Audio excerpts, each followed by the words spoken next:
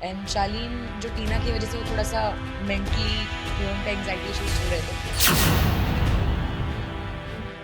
मैं शालीन को बोला था I don't care,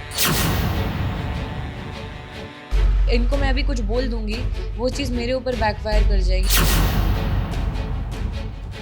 but they still tried somewhere to drag me हर एक लड़ाई में। पागलपन उसका है, वो जैसी हरकतें करती है वैसा कोई नहीं करता है पूरे घर में। वो राई का पहाड़ बना सकती है। पर sorry but I don't stand by you because I remember everything जो आपने किया है। बिग बॉस फिनाले के कुछ ही दिन बाकी हैं और घर से बाहर आई हैं सुम्बुल तौकीर। सुम्बुल, कितनी खास ये जर्नी रही है आपके लिए, क्योंकि कि आपकी पर्सनालिटी जो थी, काफ़ी लोग डरे भी थे, सोच रहे थे, कई सवाल थे कि सुम्बुल कैसे सारी चीज़ों को फेस करेंगी। क्या कहेंगे पूरी जर्नी को लेकर? आई थिंक मैं ये जर्नी को एज अ लाइफ लेसन लेती हूँ। मुझे काफ़ी चीज़ें सीखने को मिली। मैंने गलतियाँ की वो मैं मानती हूँ, और पर गलतियों के बाद गलतियों को सुधारा भी।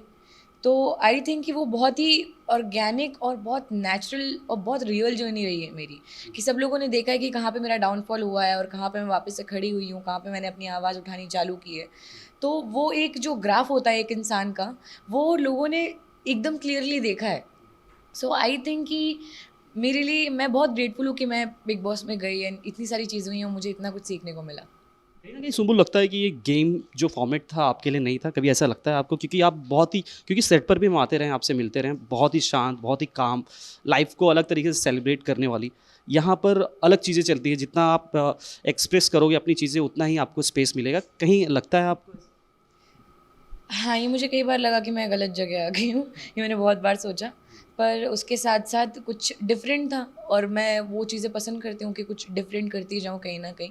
तो मैं बिग बॉस में जाने का कारण भी यही था कि कुछ अलग देखने को मिलेगा, कुछ अलग, एक अलग बहुत डिफरेंट रियलिटी शो है, जहाँ पे आपके सारे कॉन्टैक्ट्स टूट जाते हैं। आप बस वहाँ पे अपने दिमाग से चल रहे हो जितना चल सकते हो और बाहर के सपोर्ट से।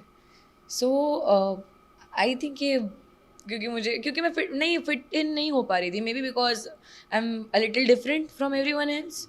मुझको भी वक्त लगा, इनफैक्ट स्टैन को भी वक्त लगा, क्योंकि मैं हाँ मस्ती करना जानती हूँ, मस्ती करती हूँ, लेकिन यहाँ पे जब मैं मस्ती करी तो वो बहुत बुरी बैकफायर हुई मेरे ऊपर। सो आई थिंक कि वो मैंने थोड़ा सा अपने आप को समेट लिया था तब, एंड देन धीरे धीरे ब्लूमिंग। साथ ही ये मंडली बनी दोस्तों की, एक कहें कि सभी एक साथ आए और उसमें सबसे ज़्यादा प्यार आपको दिया गया, कि फिर भी लेकिन कहीं ना कहीं वो ओवरशैडो कहीं ना कहीं आपको कर रहा था, कहीं लगा आपको? क्योंकि सबका एक पॉइंट ऑफ व्यू होता था, एक ओपिनियन होता था, लेकिन कहीं ना कहीं उसमें सुम्बुल पीछे रह जाती थी। आई थिंक कि उसमें मुझे ऐसा कभी फील नहीं हुआ कि मुझे कोई ओवरशैडो कर रहा है या फिर मैं पीछे रह जा रही हूँ। इट्स जस्ट दैट कि वो शायद मेरे जितने भी दोस्त हैं, जितने भी मेंबर्स हैं मंडली में, वो हर एक चीज़ के बारे में बातें करते थे, डिस्कशंस करते थे, पर वो चीज़ें मुझसे नहीं हो पाती हैं। मेरा ऐसा नेचर है कि कोई चीज़ जब मुझे एक्चुअली हर्ट करेगी, मैं तभी आवाज़ उठाती हूँ और मैं तभी चीखना चिल्लाना चालू करती हूँ, तब अपनी तरफ से अपना एक मुद्दा उठाती हूँ।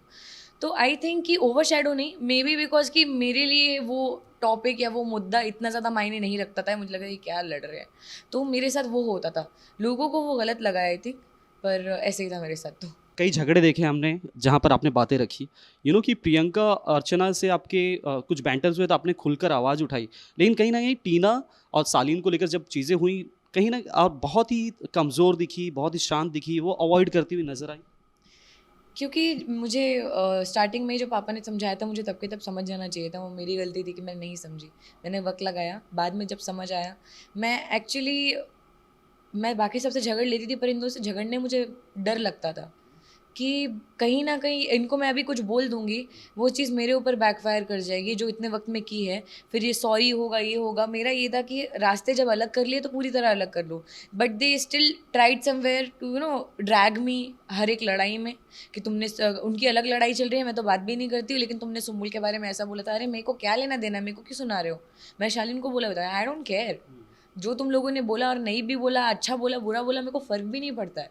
इट्स जस्ट दैट कि मुझे मत घसीटो, मुझे ये चाहिए ही नहीं है। तो मैं बस अवॉइड कर रही थी। मेरा ये नहीं था कि मैं कमज़ोर शायद लोगों को दिखी होंगी, पर मेरे लिए वो अवॉइड करना बहुत ज़्यादा ज़रूरी था उस वक़्त। साथ ही डैड ने बोला था कि उन दोनों से दूर रहो, बात मत करो, उसके बाद भी बात हुई, लास्ट डे तक बात हुई है आपकी शालीन से? आई थिंक जब पापा ने एकदम मना कर दिया था और मतलब मना कर दिया था, वो तो पहले भी किया था, वो तो मैं ही गधी निकली तब। लेकिन उसके बाद जब स्टैन और शालीन वाला झगड़ा हुआ, फिर कन्फेशन रूम वाली बात हुई, उसके बाद जब मुझे अक्ल आई एंड देन आई जस्ट एकदम डिस्टेंस बना लेना अपना। उसके बाद जो भी टीना से तो मेरी कभी बात नहीं हुई, हाँ बहस हुई है कई बार, वो भी उन्होंने झगड़े में पापा तक पहुंच गई तो मुझे बुरा लग गया, so I stop talking to her. And Shaleen जो टीना की वजह से वो थोड़ा सा मेंटली, थोड़ा उनका एंग्जाइटी इश्यूज चल रहे थे, तो उस मोमेंट पे वो मंडली के साथ बैठते थे। सो मेरे पास, मैं ज़्यादा लोगों से बात नहीं करती, मैं कुछ लोगों से कनेक्ट किया, मैं ज़्यादा उन्हीं से बात करती हूँ। If he sitting there, but it can't be like कि वो आके बैठा तो मैं उठ के चली जाऊँ। हाँ, I will be nice to you because yeah you are facing some problems and everything, पर sorry but I don't stand by you because I remember everything जो आपने की है पहले। सर टीना ने घर आके बाहर आने के बाद ये भी कहा कि सुम्बुल मेरी वजह से ग्रो कर पाई हैं इतना, और क्या कुछ कहना चाहेंगे आप टीना के बारे में, जो भी आप बातें आपने अब तक सुनी होंगी? मैं बस इतना ही कहना चाहूँगी कि अगर मैंने उनकी वजह से ग्रो किया है तो वो मुझसे पहले कैसे बाहर आ गई हैं, अगर वो इतनी बड़ी गाइड बन के घूमती हैं तो। और अगर उनको क्रेडिट लेना है तो वो लें, उनके क्रेडिट लेने से मेरा कुछ नहीं हो रहा है, मेरा बस यही है कि मुझे प्लीज़ दोबारा मत मिलना लाइफ में। साथ ही अगर प्रियंका की बात हो, अर्चना की बात हो, जो घर में हैं आपकी मंडली से बाहर, शालीन भी हैं, क्या कुछ कहेंगे जो उन्हें खास बनाता है, जो आप फाइनल तक लेकर आया है उन्हें? आई थिंक अर्चना जितनी एंटरटेनिंग है, वो जितनी पागलपन उसका है, वो जैसी हरकतें करती है वैसा कोई नहीं करता है पूरे घर में। वो राई का पहाड़ बना सकती है और सब लोग मान भी लेंगे, तो उसके अंदर वो एक अलग टैलेंट है। Priyanka I think because day one से वो बहुत स्ट्रॉन्ग दिखी हैं, ओपिनियंस रहे हैं ऑफ कोर्स, लेकिन उसके साथ साथ उनको आवाज़ का बहुत फ़ायदा हुआ है, मैं मानती हूँ, बिकॉज उनकी आवाज़ एकदम क्लियर सुनाई देती है और हमारी आवाज़ दब जाती है उस बीच में। तो उस चक्कर में मुझे लगता है कि हाँ, वो उनको ख़ास बनाते हैं, उनके स्ट्रॉन्ग ओपिनियंस, वो जो सच्चाई का दावा करती हैं पर फिर भी उनकी सच्चाई कन्वीनियंस वाली है, पर वो भी ठीक है। एंड शालीन तो आई थिंक बाय फ्लूक। किसे देखती हैं आप टॉप थ्री में, कि सलमान के साथ खड़े हुए जो दो विनर? यू रियली थिंक अब तीन लोग बोल रहे हैं, मंडली के तीन ही लोग अंदर हैं, मेरी नज़र में कौन होगा टॉप थ्री में? जो दिल से आवाज़ आई उसकी बात कर। बस दिल से। मेरे दोस्त, मैं not because they are my friend, not just because they are my friends, पर उसके साथ साथ वो बहुत स्ट्रॉन्ग इंडिविजुअल्स हैं, चाहे निमृत हो जिन्होंने सबसे लंबी कैप्टनसी निभाई है पूरे शो में, उनकी जो लीडरशिप, उनके अंदर एक अलग, उनके अंदर है लीडरशिप, मैं जेन्युइनली बोलूँ तो उनका चीज़ें हैंडल करने का तरीका है, जिन लोगों से उनको कोई मतलब भी नहीं है वो उनसे भी काम कराना जानती हैं।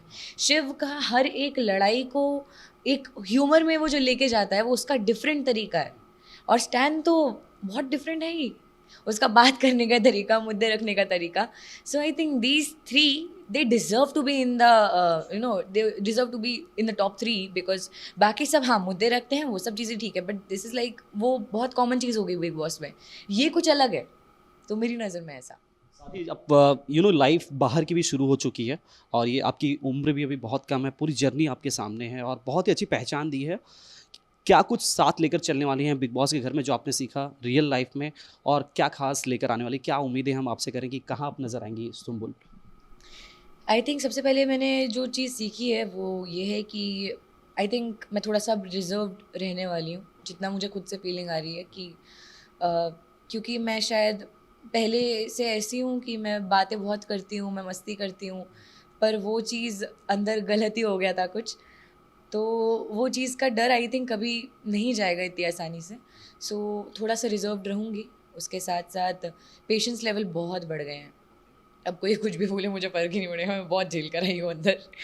और आई थिंक फ्यूचर प्रोजेक्ट्स के लिए अभी तो मैं फ़िलहाल छुट्टी पे जाऊँगी, ज़्यादा नहीं, 1-2 हफ्ते के लिए, but then I will be back, या ऑफ कोर्स पापा के साथ, सानिया के साथ, एंड देन कुछ भी काम मिले, टीवी हो, वेब शो हो, फ़िल्म हो, काम है, मैं करूँगी ऑफ कोर्स।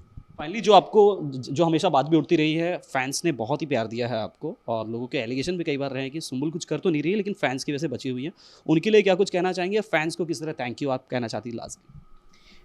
चलो मैंने माना कि मैंने, चलो बिग बॉस में कुछ भी नहीं किया, चलो मैं ये भी मान लेती हूँ, पर अगर मैंने कुछ नहीं किया तो फिर मैं 18 वीक्स कैसे टिकी फैंस के भरोसे? अब जितने भी लोग मुझे चाहते हैं, जितने लोग मुझसे प्यार करते हैं, वो उनका कोई कारण तो रहा होगा मुझे सपोर्ट करने का। मैंने कुछ तो पहले किया होगा, कुछ तो अच्छा किया होगा कि मुझे इतना प्यार मिल रहा है। सो आई थिंक कि मुझे बहुत जेन्युइनली दिल से खुशी होती है कि जब मैं ये देखती हूँ कि जहाँ मैं सोच रही थी कि मैं 5 हफ्ते में वापस आ जाऊँगी, मैं 18 हफ्ते रह कर आई हूँ। मेरी पूरी फैमिली जो पूरी लगी हुई थी मेरे पीछे, उन्होंने मुझे बाहर नहीं आने दिया। सो आई एम वेरी ग्रेटफुल, और आई थिंक शब्द भी कम पड़ जाएंगे अगर उनके लिए मैं कुछ बोलने के लिए जाऊँ, मुझे इतनी ज़्यादा खुशी है। Thank you Sumul, thank you हमसे बात करने के लिए। उम्मीद करते हैं जो अगला प्रोजेक्ट होगा उसके साथ हम नई शुरुआत करेंगे। थैंक यू सो मच हमसे बात करने के लिए। कैमरा मैन वादत खान के साथ मैं उमेश शुक्ला, आज तक मुंबई।